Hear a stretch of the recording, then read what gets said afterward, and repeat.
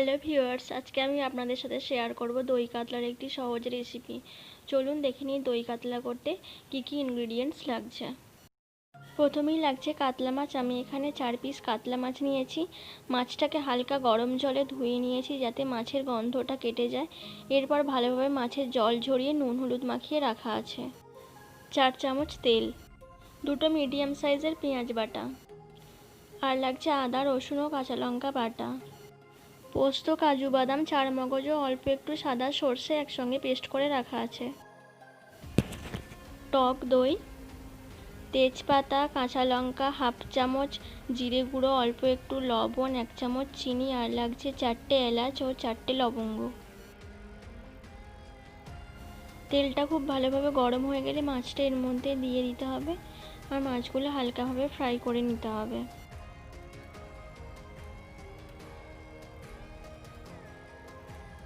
অবশ্যই খেয়াল রাখতে হবে যে মাছগুলো যেন খুব বেশি ফ্রাই না হয়ে যায়।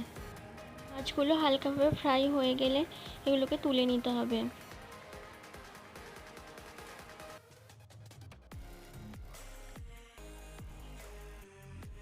এবার ওই তেলের মধ্যে এলাচ লবঙ্গ তেজপাতা আর শুকনো লঙ্কা দিয়ে অল্প একটু নাড়াচাড়া করে নিতে হবে।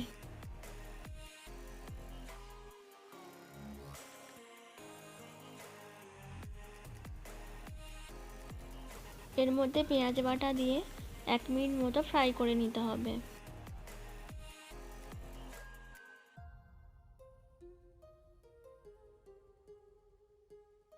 এরপর এর মধ্যে আদা রসুন ও কাঁচা লঙ্কার পেস্টটা দিয়ে খুব ভালোভাবে নাড়াচাড়া করে নিতে হবে যাতে আদা রসুনের কাঁচা গন্ধটা চলে যায়। এবার এর মধ্যে টক দই অ্যাড করে দিতে হবে। দইটা অবশ্যই খুব ভালো করে ফেটিয়ে দেবেন। যদি আপনারা চান দইটাকে ব্লেন্ডারে ব্লেন্ডও করে নিতে পারেন।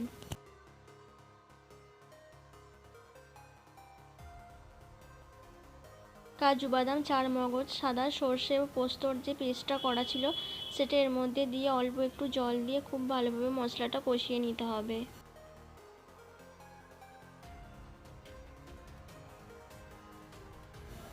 এবারে এর মধ্যে কাঁচা লঙ্কা হাফ চামচ, জিরে গুঁড়ো, লবণ আর চিনি দিয়ে খুব ভালোভাবে মিশিয়ে নিতে হবে।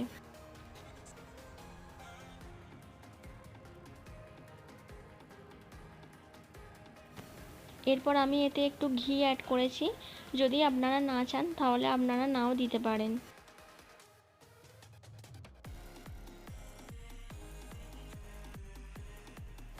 এর মধ্যে অল্প একটু জল অ্যাড করে দিয়ে একটু ভালোভাবে নাড়াচাড়া করে নিয়ে আগে থেকে যে মাছগুলো ভেজে রাখা ছিল সেই মাছগুলো এর মধ্যে দিয়ে 5 মিনিটের জন্য ঢাকা দিয়ে রাখতে হবে।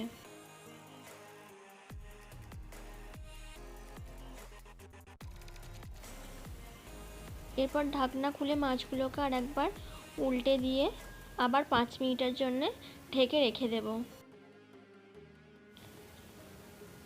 এরপর ঢাকনা খুলে মাছগুলো একটু ভালোভাবে নাড়াচাড়া করে নিলেই রেডি আজকের রেসিপি।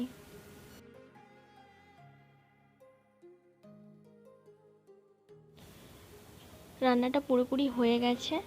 আপনারা এটাকে গরম ভাতের সঙ্গে সার্ভ করবেন।